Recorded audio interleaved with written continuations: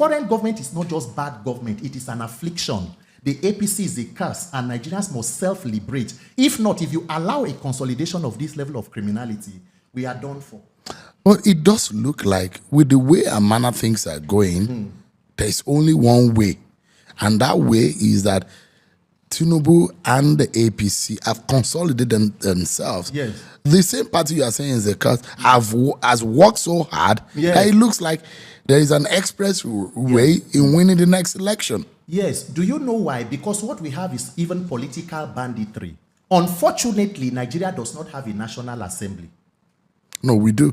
We have the Senate and the House of Reps. Okay, in your opinion, what we have today is Tinubu's daycare. It is a daycare for Tinubu's children. And don't take my words for it. Take the words of the Senate President, Godswill Akpabio. He read the letter inviting them by the wife of the president. He said, the First Lady said we should come and have dinner with her. This is an invitation from a mother to her children. So are you aware that Akpabio is Madam Remi Tinubu's son?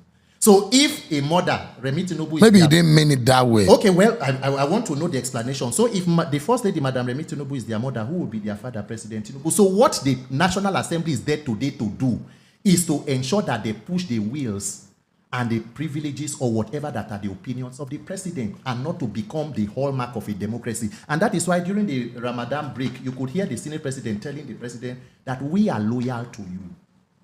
Mr. Sheung, the National Assembly is the hallmark of a democracy. A person, an institution that should carry out oversight over other arms of government, see themselves as children of the head of the executive arm of government. So who is going to carry out oversight? Children oversighting their parents? So that is where Nigeria is today. And that is why all of the electoral issues, I'm sure you get into that and all of that, it went through the National Assembly. And you saw that President Tinubu, within less than how many hours after the bill was passed, he signed it into law. The best reason and explanation for that is because you co-authored the bill. So the bill only went back to where it came from, not where it emanated. You have claimed that President Bola Tinubu fears a free and fair election, even in the face of defections from opposition governors to the APC.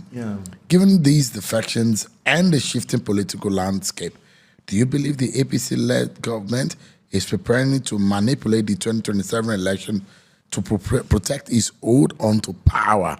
Because in the scheme of things, there seems to be some skepticism about how strong the APC is looking. But there are those who will say the opposition is lazing around where the ruling party is working hard. Can you blame the ruling party for working hard and investing a lot of people into their camp? This is politics. You know, I think it is even unfortunate that we will have to discuss it in this light, because government in Nigeria has become outsourced. So in Nigeria today, the US is helping the Nigerian government to fight insecurity. France is helping Nigeria to collect taxes. Then President Tinubu, the commander-in-chief, is overseeing defections from the other parties to APC. Let me make it clear, as I have said on other forums, if there are free and fair elections in Nigeria today, before 1 p.m. on election day, the defeat of President Tinubu and his APC gang will be announced. When you hear people talking about they have, and it is clear even in the body language of the ruling party, Mr. Sheung, how can you have more than 30 governors, or let's say 30? No, the Adamawa governor has joined, so it is going to about 31 or 32 now. You have the entire National Assembly standing upon the mandate which they shall collapse. You have the judiciary, I mean, they were singing on their mandate when you went there, so they are probably also on the mandate. INEC is the only unofficial person standing on the mandate. You have law enforcement, you have the DSS. Who is afraid of free and fair elections in Nigeria? Why exactly is Tinubu and the APC afraid of one simple clause, mandatory real-time electronic transmission of results, that INEC in itself has said we have the capacity to do? We have tested it, we are doing it. We only need a law, a legislation to back it. So if the government is so popular, you are a master strategist government, you have removed subsidy, we are making giant strides, we are making bold reforms. You know, it's called bold reforms. Under this renewed, you know, whatever that it is it hopelessness or hunger? That I don't know. So what exactly is the fear of the ruling party? If Nigeria has one man, one vote, the APC has 30 governors, that is 30 votes. Why is it important that when people defect, somehow it changes the calculus of a particular state? Mr. Sheung, if the Rivers State governor then in 2023, Nyesom Wike, had not supported the current president, Are you sure that the election result from Rivers State could have been different? Remember, with the benefit of hindsight, that in 2015, Buhari versus Jonathan won Rivers State with about 1.4 million votes.